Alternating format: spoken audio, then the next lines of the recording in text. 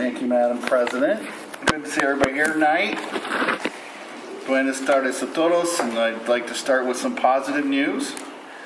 We had a new team of teachers and principal travel this summer to Ciudad Santo Domingo de Querétaro, or Querétaro, as it's commonly known to those who attend a session of the OLE School for Language and Cultural Literacy.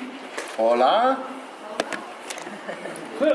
The program provided an opportunity to become more culturally competent, including advancing the communication skills in Spanish of all the participants, regardless of their proficiency level at the time they went down. Participants are coming back to our schools better prepared to expand connections with students, their families, and the community in general. And they report it's a truly transformative experience, and they expect to share with others some of the tools, insight, and knowledge gained through this experience. So the positive impact spreads to more stakeholders in our schools. This is one of the many things we do in Littleton to offer high quality education for students and meaningful professional development for staff. In alignment with the mission and values of our school district for Arizona, children conditions remain much as they have been in the last 3 years, and with drops in the state's rankings in 4th grade reading success and 8th grade math proficiency, according to the 2018 Kids Count data book that was released last month by the Annie and Casey Foundation. Each year, Kids Count evaluates more than 16 indicators of data in 4 main areas, and they are education, health, poverty, family, and community factors. So states are ranked 1 to 50, 1 being the best conditions for kids and 50 being the worst. You'll be glad to know we are not 50th, we're 45th overall. And despite the economic recovery, low unemployment rates, a large number of Arizona children still are not seeing the benefits of economic opportunity. 24% of children live in poverty, and 23% live in neighborhoods with concentrated poverty, ranking Arizona in the bottom 10 in both measures. Extreme stress, instability, and deprivation associated with childhood poverty can have lifelong consequences. Low educational attainment, health issues, depressed income. You can read the full report if you want. It's available online at azchildren.org.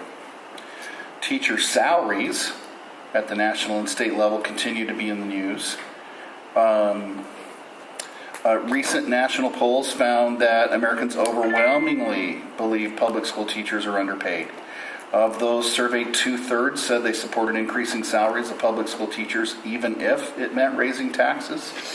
Arizona teachers saw some salary advances this year, and we're pleased to be able to offer raises to our teachers here in Littleton of 12 to 14%, maybe even more depending on stipends and addendums.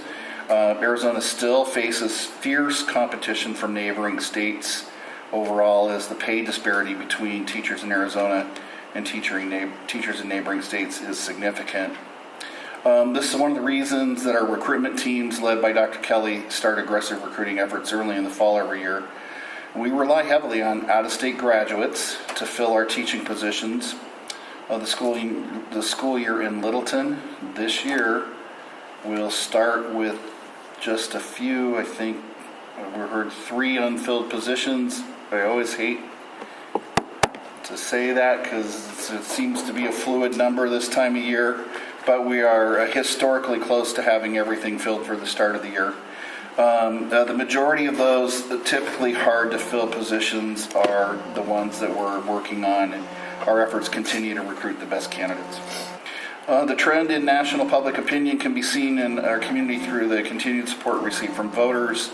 They believe in public education, and they believe in our district, and we demonstrated through voter-approved measures. We strive to be fiscally responsible while preparing in advance for the needs of our students, starting with the infrastructure. As the Southwest Valley continues to develop, reports this will be one of the largest growth areas in our nation in the next decade. We're prepared with classroom space, modern facilities, a variety of learning opportunities, special emphasis on areas of focus in our schools. The ballot this fall will be very crowded, and it will include a question for our voters regarding capital outlay override. It's a very important measure, as the capital cuts imposed on our district over the past decade have been in excess of $13 million, almost $14 million. And so those have created a lot of pressure on our existing equipment and systems and programs. So the recommended capital outlay override would provide continued relief for those systems, position the district to successfully manage our current programs and prepare for growth without cutting into teacher salaries or operating funds to pay for repairs. And I think as the board will see tonight, the benefit of having money to do textbook adoptions and their impact on achievement. So we really look forward to being able to continue with that. I'm happy to report a total of 7,287 meals being served so far this summer, starting with June 6th and continuing through this week at Collier and Littleton through August 2nd, the bistro located here at the Underdown Learning Center. So we've been preparing for the return of our students since the end of the school year in May, and our leadership team continues to plan for projects, learning experiences aligned with our signature programs while supporting all the general education goals. New teachers start the first round of concentrated professional development this Thursday. So first-year teachers will receive orientation, additional support this week, while the rest of returning teachers start at various dates next week. Pre-service professional development is designed to ensure fidelity in our programs and initiatives such as our recent ELA and math curriculum adoptions, Kids at Hope, Make Your Day, and our goal-driven leadership work together to provide more than just academic learning for our students. Our campuses are busy getting ready to start the new school year. Meet the Teacher Night is Monday, July 23rd. Opening day for school for the 2018-19 school year is Wednesday, July 25th. And we think great opportunities await our kids, including free full-day kindergarten for those of that age. In closing, I'd like to encourage everybody to be champions for students this year. It's our theme, and we believe our staff was made for this. They are unstoppable in making a difference for our students and families' lives, and unshakable in our belief that all students are capable of success, no exceptions. And that's all I have.